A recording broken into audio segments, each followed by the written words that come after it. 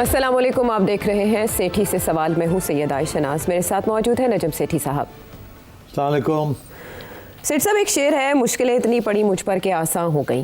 यानी इतना ज़्यादा इंसान के ऊपर पथराव हो कि सहल हो जाए उसके बाद, लेकिन इंडिया के मामले में ऐसा होता हमें दिखाई नहीं दे रहा। इंडिया के ऊपर सबसे ज़्यादा वो शायद वहाँ पर एक्सपेक्ट किया जाता था कि प्रेसिडेंट ट्रंप आने के बाद इंडियंस के लिए मज़ीद दरवाजे खुलेंगे, क्योंकि बाइडन उससे पहले इंडिया के लिए आसानियाँ पैदा करने में हर हद तक गए थे। वीज़ा के बैकलॉग के लिए उन्होंने बड़ी एफर्ट्स किए और इंडियंस को ज़्यादा से ज़्यादा अकोमोडेट किया। तो लगा कि ट्रंप भी उसी पॉलिसी को कैरी ऑन करेंगे, क्योंकि सिस्टम डीप डाउन तो सेम काम कर रहा होता। बट प्रेसिडेंट ट्रंप ने आते साथ टैरिफ के मामले पर जो किया, उसकी जो भी मुहरकत है अपनी जगह। फिर हमने चाबहार का कल ही डिस्कस किया कि वो इस्तिस्ना भी इंडिया को ख़त्म होने जा रहा है। एग्जीक्यूटिव ऑर्डर पे दस्तखत हुए जिसका निफाज आज रात से हो जाना है, जिसे 21-9 कहा जा रहा है, 9/11 21-9 कहा जा रहा है इंडिया का, कि अब जो वीज़ा फ़ी पहले $1500 थी H1B वीज़ा, वो अब $1,00,000 सालाना हो जाएगी। तकरीबन 2000% से भी ज़्यादा इजाफा है। और ये जो वीज़ाज़ हैं इनकी परसेंटेज के मुताबिक 70 से 74% तक के जो वीज़ाज़ हैं H1B, वो इंडियंस को इशू की जाता है। थरथल्ली मच गई है। क्या ये पहले से सोचा समझा प्लान था जिसको अब नाफिज करने का प्रेसिडेंट ट्रंप ने सोचा है? उन्हें अंदाज़ा है कि इंडियंस को इफेक्ट करेगा? ज़ाहिर है, सब पता है उन्हें। और ये कोई रातों रात तो नहीं है, सारी कैलकुलेशंस पहले से हुई हुई थी। अपने जैसे कहते हैं ना, आर्सेनल में रखे हुए थे ये हथियार हैं। पहले उन्होंने, आपको पता है कि सिर्फ 25% की बात की, ठीक। उसके बाद फिर दोस्ती यारी की, फिर जब दोस्ती यारी हो गई तो ठा करके एक और बम मार दिया तो 50% कर दिया जी। फिर जब वो फिर यारी दोस्ती हो गई, अच्छे एक दो बयान दिए दोनों ने, उसके बाद फिर एक और बम मारा तो 100% पे ले गए, ठीक है। अब ये तो जो यूरोप अमेरिकन कमेंटेटर्स हैं वो कहते हैं कि इंडिया को न्यूक कर दिया।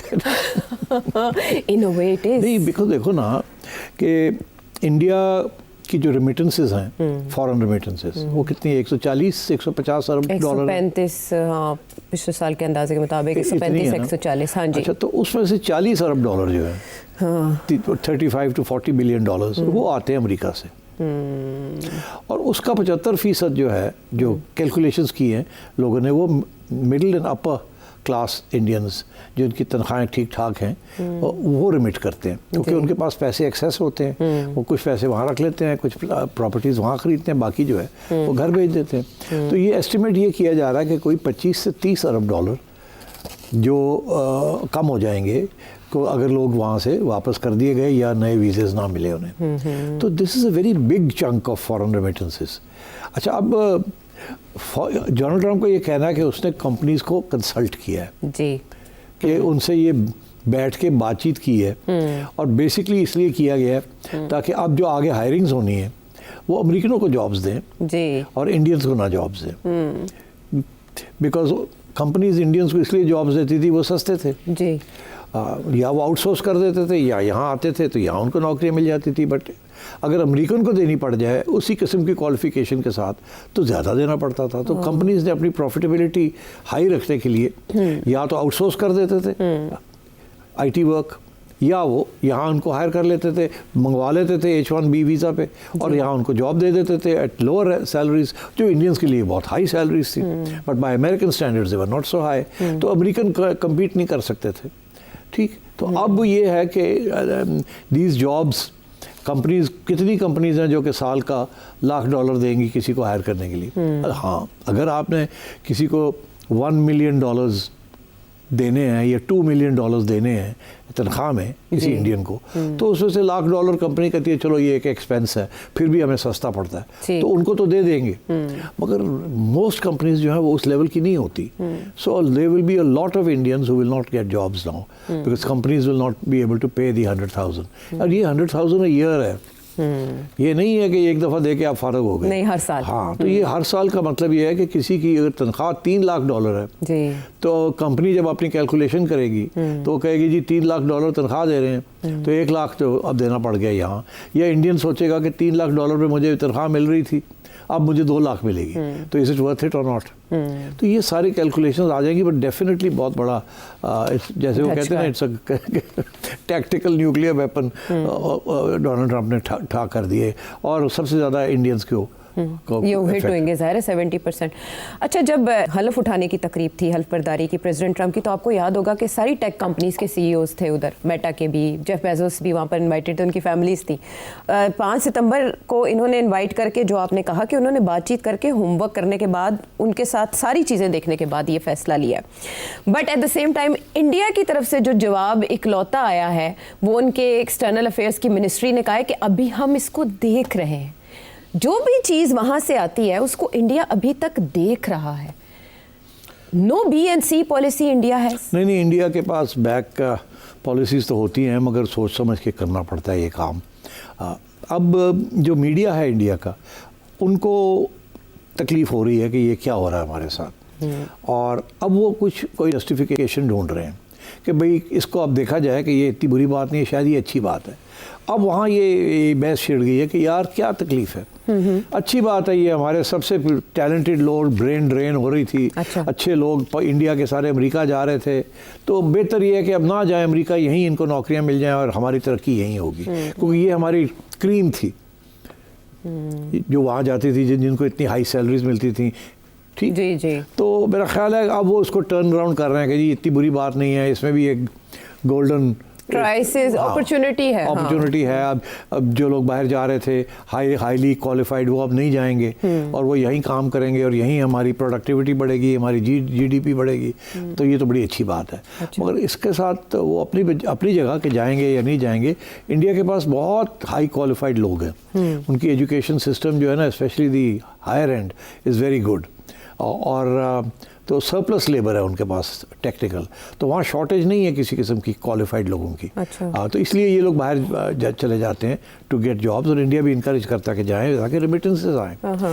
सो आई थिंक ये तकलीफ तो होगी, इसमें कोई शक नहीं है, और रेमिटेंसेस भी गिर जाएंगे और एम्प्लॉयमेंट वीज़ाज भी कम मिलेंगे, एंड आई थिंक काफ़ी तकलीफ होगी। चाइना को अगर हम देखें ना, तो इंटरनलाइज है उनकी सारी स्किल्स भी, उनकी सर्विसेज भी, उनके एप्स भी अपनी है, यानी उन्होंने दुनिया पे निसार नहीं रखा।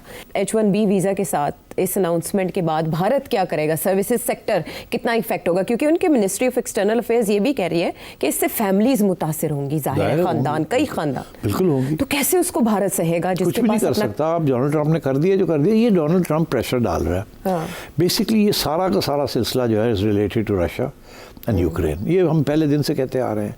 डोनाल्ड ट्रंप को तकलीफ इस बात की हो रही है, गुस्सा चढ़ा हुआ है कि ये इंडिया को इतना हमने पाला है, हमें पहले जो एडमिनिस्ट्रेशन सारी आई हैं, ये सारा उनका कारकर्दगी है ना, कि इंडिया के साथ क्लोज होना, इंडिया को कॉर्ड में लेके आना, इंडिया को सपोर्ट करना अगेंस्ट चाइना, बिल्डअप करना।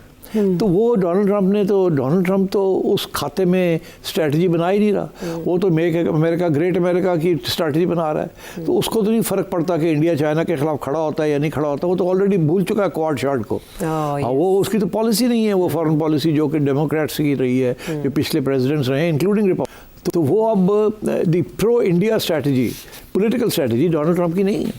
डोनाल्ड ट्रंप की है होम ग्रोन, होमलैंड स्ट्रैटेजी। उसके अंदर इंडिया फिट नहीं हो रहा because India is not cooperating. Donald Trump अपने आप को कुछ बनना चाहता है, नोबेल प्राइज लेना चाहता है, इंडिया ने कोऑपरेशन नहीं की ना, किसी भी स्टेज पे नहीं तो की। इसलिए they are he is punishing India, और वो punishing India is indirectly linked to trying to pressurise Russia. ठीक है, चले वो जो चाइना के खिलाफ इंडिया को खड़ा करने की पॉलिसी है वो तो खत्म हो गई। क्वाड से आपने बता दिया, पता चलता है कि उनके प्रायोरिटी नहीं है। सो आपने कहा कि इंडिया भी कुछ नहीं कर सकता, प्रेसिडेंट ट्रंप ने ऑर्डर कर दिया, लेकिन ये एग्जीक्यूटिव ऑर्डर है, अदालतों में तो चैलेंज हो सकता है। अदालतों में हर चीज़ चैलेंज हो सकती है। अभी तो बहुत से ऑर्डर्स हैं जो उनके पहले भी हैं जो कि चैलेंज हुए हैं, मगर मेरा ख्याल है कि Donald Trump will get away with it. Donald Trump को रोकना इतना आसान नहीं है। रिपब्लिकन्स उसके पीछे हैं, और अभी तक वो स्टेज नहीं आई कि जहाँ कोई बगावत हो जाए डोनाल्ड ट्रंप के ख़िलाफ़ या जुडिशरी में हो जाए, because her cheese supreme court पे जाती है। वहाँ रिपब्लिकन जजेस हैं जो डोनाल्ड ट्रंप ने और पिछली एडमिनिस्ट्रेशन ने पैक किए हैं, वहाँ मेजॉरिटी जो है इज़ रिपब्लिकन्स। तो मेरा ख्याल है it's not going to be easy to stop Donald Trump. हाँ, अगर आवाम खड़ी हो जाए, मेगा वाली जो इसके सपोर्टर्स हैं वो इसके खिलाफ हो जाएं, फिर एक नया डायमेंशन बन सकता है, मगर अभी वो सूरत हाल नहीं है। चालिका के बाद माइंड यू पॉपुलैरिटी गिर रही है। अभी जो सारे जो सर्वेज हो रहे हैं इसकी पॉपुलैरिटी गिर रही है। ठीक। मगर कामयाबी नहीं हुई, is failed in everything is tried to do. देखे ना, उसका जो सारा रशिया का एजेंडा था, चाइना का एजेंडा था, इंडिया का एजेंडा था, यूरोप का एजेंडा था, सब जगह पे फेल हो गया है। शी जिनपिंग से, चाइनीज प्रेसिडेंट से 2 घंटे उन्होंने बात तो की है, बट अब जो ट्रेड नेगोशिएशंस इंडिया के साथ इनकी आगे चलनी थी टैरिफ के मामले पे, इस तरह के ऐलानात के बाद नहीं, वो इंडिया तो चलाएगा उसको, बिकॉज देखिए ना, वो तो हर स्टेज पे हर किस्म की नेगोशिएशन में शामिल होगा, वो करेगा, बिकॉज एक इट्स अ कांस्टेंट बैटल। वो तो नेगोशिएशंस चलती रहेंगी और एक स्टेज आएगी कि फिर आगे नहीं बढ़ सकेंगी, तो जो भी वो करेगा वो मानना पड़ेगा इंडिया को। ये मामला ख़त्म नहीं होगा, रीनेगोशिएशन नहीं होगी ऑन दीज टर्म्स जब तक the war in Ukraine continues. और उसके इम्कानात अभी दिखाई दूर दूर तक नहीं दे रहे। Donald Trump is very angry कि उसकी पॉलिसी, उसका ख्याल था रूस को मैंने सेट कर लिया है, अलास्का में जप्पी डाल ली है और सैंक्शन मैं रिमूव कर रहा हूँ, और उसका ख्याल, और थोड़ा बहुत प्रेशर डाल के ये वो प्यूतिन जो है वो तो कॉन्कर करने, उसको पता है महीने के अंदर अंदर यूक्रेन फोर्सेस फारग हो जाएंगी, तो वो तो ले लेगा जो उसने टेरिटरी लेनी है, फिर क्या करेंगे। इसीलिए तो अब नेटो वाले सारे जल्दी भाग रहे हैं, स्क्रैम्बल कर रहे हैं कि we should try and defend Ukraine, but it's not going to be easy. Art of the deal इस मामले में अभी तक कामयाब नहीं हो पाया, he is failed on all fronts, और जिसकी वजह से फ्रस्ट्रेटेड भी हैं और इस तरह के कुछ ऐलानात भी सामने आ रहे हैं। चले, ये है कॉन्सिक्वेंसेस, उलझन का ही शिकार रहेगी। It's not gonna be easy. जब आपने ये जुमला कह दिया तो कल का मुकाबला भी याद आ गया जो होने जा रहा है इंडिया और पाकिस्तान के दरमियान। It's not gonna be easy for home.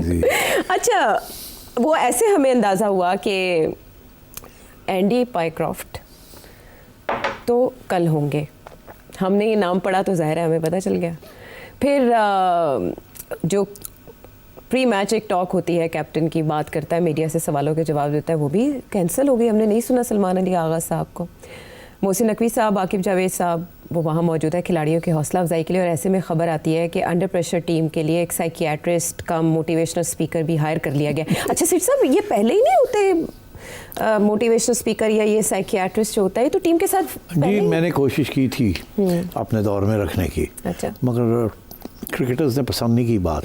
हमारे यहाँ एक कल्चर नहीं है कि आप थेरेपी में जाएं। अच्छा। ये समझा जाता है कि हमारी बड़ी बेइज्जती हो रही है कि हमें अब साइकेट्रिस्ट, क्योंकि यहाँ जो जब बात होती है ना साइकेट्रिस्ट वगैरह, पागल हो गया फलाना, उनको साइकेट्रिस्ट ट्रीटमेंट हो रही है। तो टीम्स के साथ मेंटल हेल्थ जो है ना, वो बाहर ये कॉन्सेप्ट है मेंटल हेल्थ का। अच्छा। यहाँ ये है कि मेंटल हेल्थ का मतलब है पागल हो या नहीं पागल। अच्छा, बाकी टीम्स के साथ है साइकियाट्रिस्ट या मोटिवेशनल स्पीकर साथ जाते हैं? मोटिवेशनल स्पीकर फर्क चीज़ है, और साइकोलॉजिस्ट, साइकियाट्रिस्ट, ये डिफरेंट कैटेगरीज हैं इंस्पिरेशन टॉक्स के लिए। मगर बात यह है जी कि सबसे ज़्यादा इंटरेस्टिंग बात यह है कि many of these people are foreign qualified, ठीक, और अंग्रेज़ी उनकी ज़ुबान है।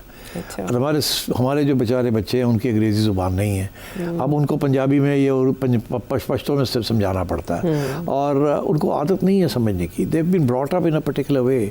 उनकी बैकग्राउंड, उनकी क्लास, उनकी लैक ऑफ तालीम, ये सब चीज़ें हैं। तो उनको साइकियाट्रिस्ट भी रातों रात उनको कुछ नहीं सिखा सकता। साइकियाट्रिस्ट मारी जा सकती है मोहसिन नकवी साहब की। मगर ये अच्छी बात है कि मोहसिन नकवी साहब और आके वहाँ पहुँच गए हैं। इस सूरत में चेयरमैन साहब को अच्छा है वहाँ हो, ताकि थोड़ी बहुत और कुछ तो पंप कर सके, समझा सके। लीडिंग फ्रॉम द फ्रंट ही अच्छा होता है। मेरी तो हमेशा कोशिश थी जब फॉरेन टूर होता था कि मैं पहुँचूँ, ड्रेसिंग रूम में जाऊँ, सुबह शाम चक्कर लगाऊँ, बच्चों को समझाऊँ, प्यार करूँ, मोटिवेट करूँ। कामयाब हो या ना हो तो अलग बात है। कुछ बात शायद समझ आ जाती है, कुछ नहीं आती। मगर बात यह है कि हमारे जो बच्चे हैं इनको एक एज अ टीम स्पिरिट, ये नहीं कि इंडिविजुअली आप परफॉर्म करें, एक as a team you have to perform. और अब देखें क्या फ़र्क पड़ता है, क्या नहीं पड़ता, क्या उनको अब कहा जाएगा, क्या नहीं कहा जाएगा, लेट्स सी। हाँ, लेकिन साइकोलॉजिकल प्रेशर इस कदर ज़्यादा है। पंप तो मोहसिन नकवी साहब ने कर दिया, आप पायक्रॉफ्ट को डंप नहीं कर पाए। वो आप कर भी नहीं सकेंगे, वो आप कर नहीं सकेंगे। बात यह है कि आईसीसी इंडिया के हाथ में है अब।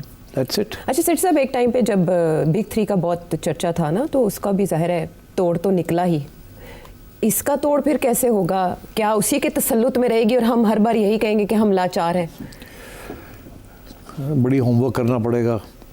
मगर एक बात मैं आपसे कहूँ, अगर आपकी टीम कमज़ोर है और हार रही है तो फिर आपकी कोई अहमियत नहीं है, आपको डिस्पेंस किया जा सकता है। इस वक्त आपकी टीम बॉटम पे है, ये तो इंडिया पाकिस्तान के मैच तो इंडियन पाकिस्तानी आ जाते हैं, पागल हैं एक दूसरे को देखने के लिए, मगर इंटरनेशनल अरेना में अब पाकिस्तान की मैच की कोई वैल्यू नहीं रही, तो लोग इतना देखते नहीं हैं।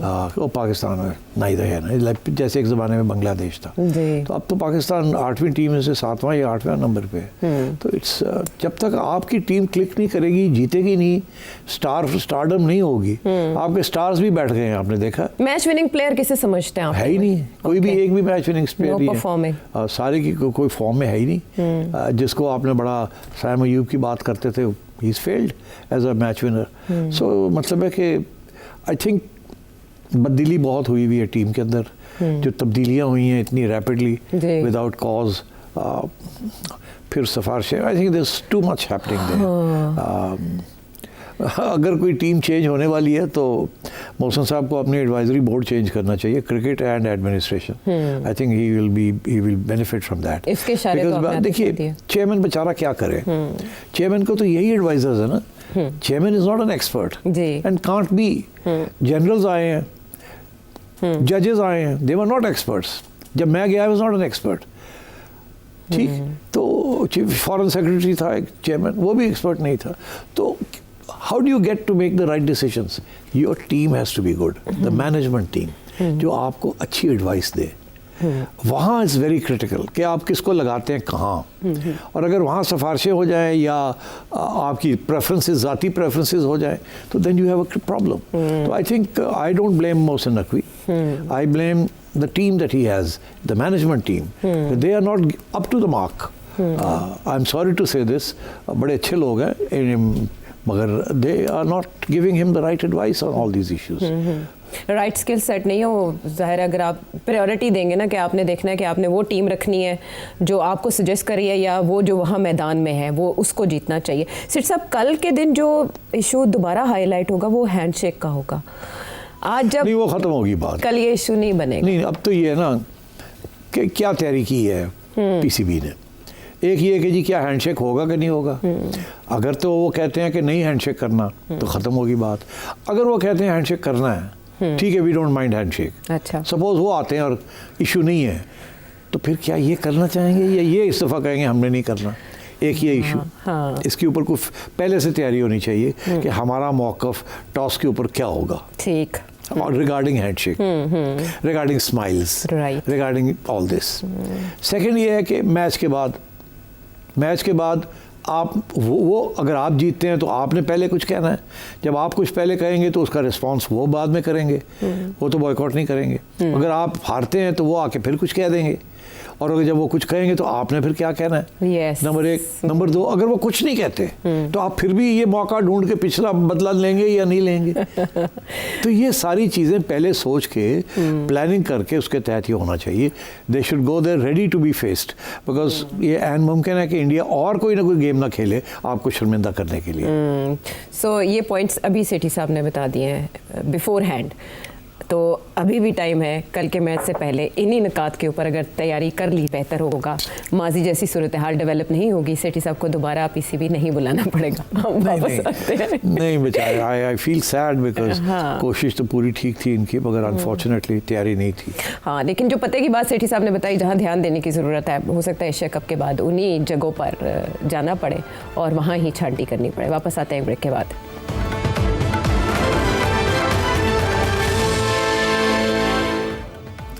शो में साथ देने का शुक्रिया। और अब सेठ साहब आपकी इजाज़त से कुछ सवालात शामिल कर लें। सवालात तो ठीक है, वो जो, मगर एक आध और बड़ा इंपॉर्टेंट इशू है, वो सेनेटर साहब इरफान सिद्दीकी साहब ने भी बड़ा इंटरेस्टिंग एक बयान दिया है। उसकी तरफ नहीं जाना थोड़ी देर के लिए।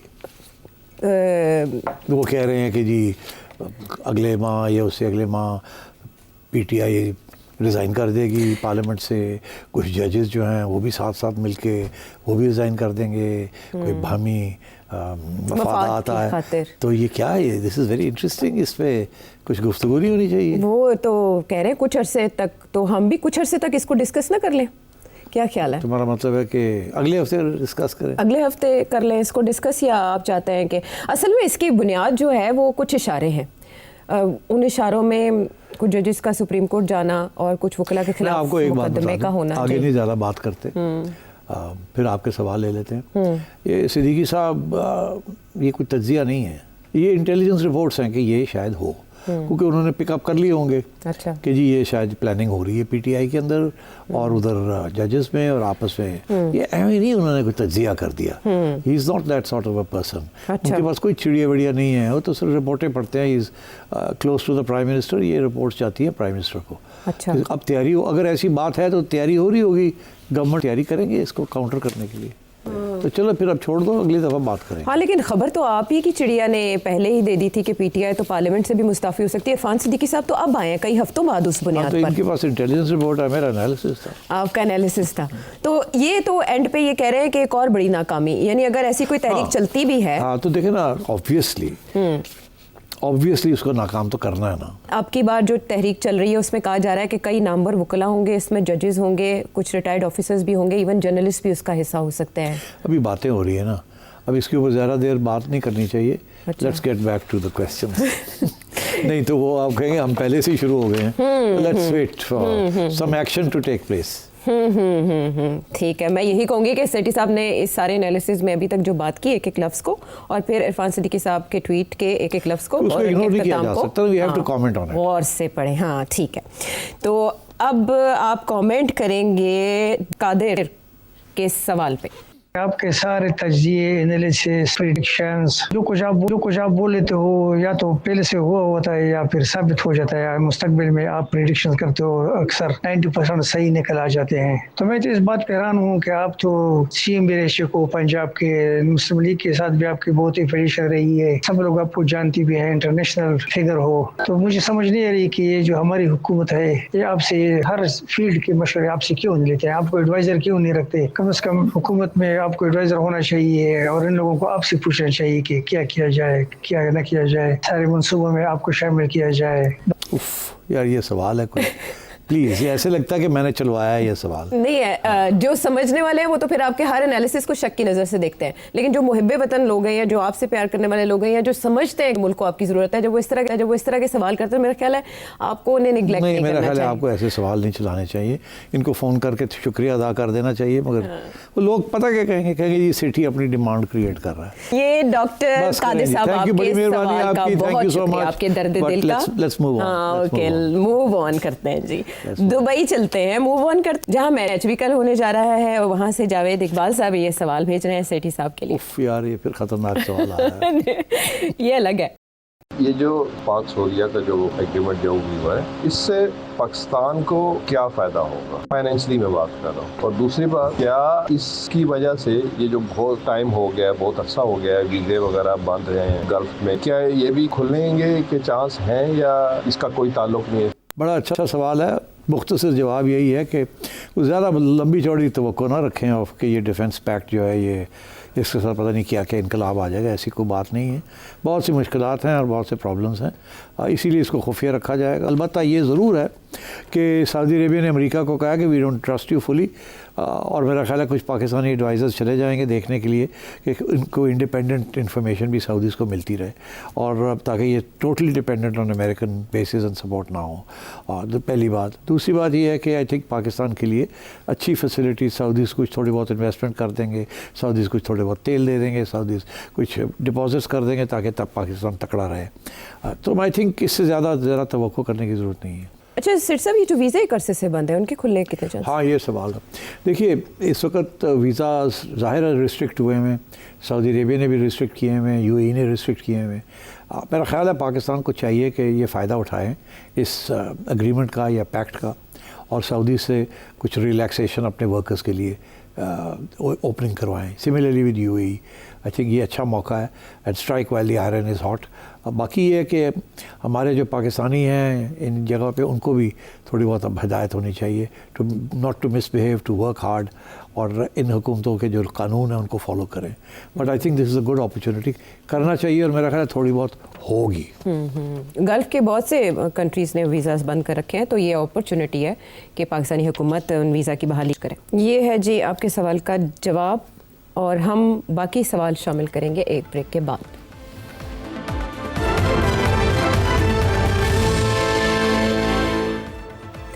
शो में साथ देने का शुक्रिया। एक बहुत बड़ा कंसर्न जो पूरी दुनिया में उठ रहा है वो इमिग्रेंट्स के खिलाफ मुजाहिरों का है। अशर इकबाल लाहौर से इसी बाबत एक सवाल कर रहे हैं।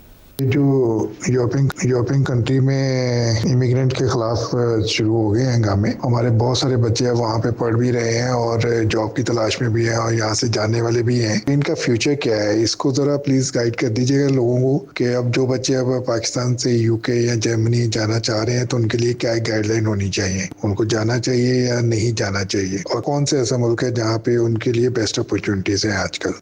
जी हाँ, बिल्कुल टाइमली सवाल है, क्योंकि अब फ्रांस में, जर्मनी में, यूके में भी राइट विंग मूवमेंट्स शुरू हो गई हैं इमिग्रेंट्स के ख़िलाफ़।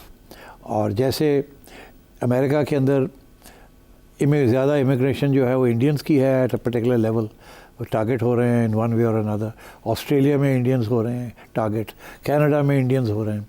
पाकिस्तान उस लेवल पे नहीं है इन जगह पे। पाकिस्तान का ज़्यादा जो फोकस है that is in the middle east and in these countries. तो मेरा ख्याल है टाइट तो होगा, ये सारी जगह पे वीज़ा रिस्ट्रिक्शंस होंगी, क्योंकि राइट इस वक्त दंदना रही है और उसका एजेंडा जो है वो वाइट सुप्रेमेसिस्ट एंटी इमिग्रेशन है। सो आई थिंक तवक्को आप करें कि कानून टाइट होंगे, रिस्ट्रिक्शंस लगाई जाएंगी और इतनी आसानी के साथ आना जाना नहीं होगा। This is to be expected. ये एक राइट विंग वेव चल रही है वेस्ट के अंदर। जैसे आप ये शुरू हुई थी कि जब यूके ने ब्रेक्सिट छोड़ी। देखिए, बहुत इंपॉर्टेंट ब्रेक्सिट, सारा यूरोप का एजेंडा ही ब्रेक्सिट का था और इन्होंने ब्रेक्सिट छोड़ दी। तो अब आप सोचिए कि इन्होंने ईस्ट यूरोपियंस और बाकी यूरोपियंस को आउट कर दिया यूके वालों ने। सो आई थिंक अब यू शुड एक्सपेक्ट कि जो पाकिस्तानी इमिग्रेंट्स हैं specially in UK and Turks and other Arab countries के जो हैं यूरोप के अंदर, उनके ऊपर रिस्ट्रिक्शंस होंगी और हमें इसकी तवक्को करनी चाहिए कि this is going to happen. And so therefore I think immigrants need to be on good behaviour और उनके जो सिस्टम्स हैं, उनका जो कल्चर है, उसको डिसरप्ट ना करने की कोशिश करें। अदरवाइज़ इस वक्त सिचुएशन इज़ नॉट गुड। अच्छा, वो कह रहे हैं ऐसे कौन से मुल्क हैं जहाँ उनके लिए अच्छी अपॉर्चुनिटीज़ हो ऐसे बच्चों के लिए जो पढ़ना चाहें? देखिए, अपॉर्चुनिटीज़ तो कनाडा में भी थी, वहाँ भी काफ़ी मिसयूज़ हुई हैं वो फैसिलिटीज़। यूरोप में भी मिसयूज़ हुई हैं, यूके में भी मिसयूज़ हुई हैं। हमारे लोगों ने मिसयूज़ तो किया है ना, इसलिए तो अब कहाँ जा सकते हैं? यही ग्रोथ इकोनॉमीज़ थी ना जहाँ लेबर शॉर्टेजेस थी। तो इसलिए आई कांट से कुछ लोग जापान की तरफ रुख करना चाह रहे हैं, कुछ लोग चाइना की तरफ भी रुख करना चाह रहे हैं, मगर चाइना में तो बिज़नेस अपॉर्चुनिटीज़ ज़रूर होंगी, स्पेशली चाइना में जाके वहाँ से एक्सपोर्ट करना टू पाकिस्तान और टू अमेरिका और टू एल्सवेयर, वो अपॉर्चुनिटी ज़रूर होंगी। मगर वर्क करना, कारोबार करना अलग बात है, नौकरी करना अलग बात है। तो आई डोंट थिंक ये फार ईस्ट जो है वहाँ नौकरी करना मुश्किल है, वहाँ का कल्चर वोंट अलाउ इट। ये कॉलोनियल जो मुल्क थे उनका ताल्लुक़ था हमारे साथ, इसीलिए हमारे लोग वहीं जाते थे, या मज़हब अफिलिएशन या कॉलोनियल अफिलिएशन। मगर दिन ब दिन दिस विंडो नैरो होती जा रही है। मगर दिलचस्प बात यह है कि जितनी ये नैरो होती जा रही है उतनी हमें सख्त ज़रूरत है of exporting our man power and getting remittances to keep our economy afloat. So ये अब एक कॉन्ट्रडिक्शन है। We have to wait and see कि हमारी हुकूमतें कैसे नेगोशिएट करती हैं विद फॉरेन गवर्नमेंट्स कि हमारे लोगों को तकलीफ़ ना हो। हुकूमत की प्रायोरिटीज़ में शामिल होगा तो तभी ना, कि वो इन चीज़ों की तरफ तो बहुत बाद में आएंगे, उससे पहले उनकी प्रायोरिटीज़ और हैं। और भी बहुत से सवाल हैं जिनमें से एक ने एक सना है एबटाबाद से, वो तो IR की स्टूडेंट हैं, वो चाहती हैं कि हम सोर्सेज ऐसे बताएं जिनको फॉलो करें। तो आप अपने एक प्रोग्राम में वो सोर्सेज भी बता चुके हैं कि वो अपने इन्फॉर्मेशन में इजाफे के लिए, एनालिसिस बेहतर बनाने के लिए किन किन सोर्सेज को फॉलो करें। इसके अलावा एक व्यूवर उन्होंने ये कहा कि आपके व्यूवर्स की चिड़िया भी बड़ी अंदर की खबरें लाना शुरू हो गई है। आपके व्यूअर्स जो हैं वो भी अब प्रेडिक्ट करना शुरू हो गए हैं कि फ्यूचर में क्या हो सकता है। इसके अलावा आतिफ अली वाकेंट से, जमील खानज़ादा कराची से, शाफई गवादर से, शाहिद सऊदी अरब से, एक और शाहिद साहब हैं अजमान से, अब्दुल कादिर कराची से, आसिम मोहम्मद मेमन ओमान से, यहाँ के वीज़ाज़ भी आजकल प्रॉब्लम का शिकार हैं, डॉक्टर नोमान फैसलाबाद से, मोहम्मद अंसर राहील मियांवाली से, नईम महमूद कुरैशी वाकई से, करना चाहिए शहजाद सुहेल मदीना से। असल में लोग एफर्ट करके वीडियो ऑडियो रिकॉर्डिंग करके आपसे सवाल पूछते हैं, सवाल बहुत जानदार होते हैं, उनमें बहुत जूस होता है, काफ़ी इन्फॉर्मेशन उससे मिल सकती है, लेकिन वक्त की कमी के बायस हम उनको हिस्सा नहीं बना पाते। तो आपके नाम ज़रूर हम शामिल करते हैं ताकि आपको अंदाज़ा हो कि हम रिगार्ड करते हैं आपके भेजे गए सवालों का और आपने जो वक्त हमें दिया उसका। मज़ीद सवाल अगर आप जानना चाहें तो उसके सामने इस पर भेजें। अगले प्रोग्राम तक के लिए इजाज़त दें। Thank you. Thank you.